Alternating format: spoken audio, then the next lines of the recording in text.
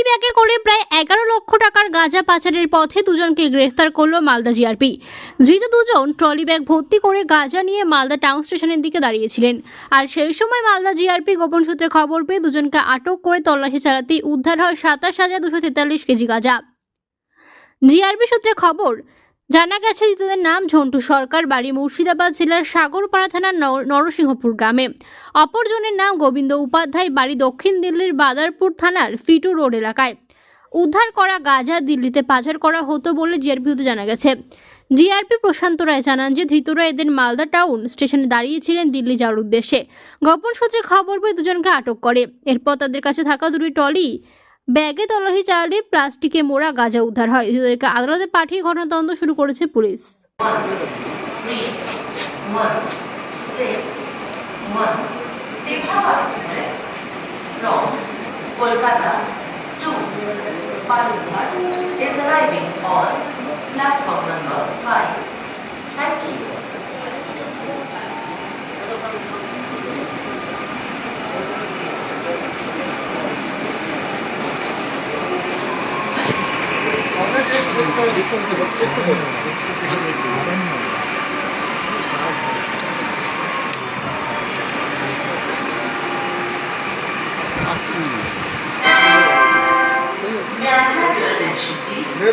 Train number 1361 Kolkata to Balughat has arrived on platform number 5.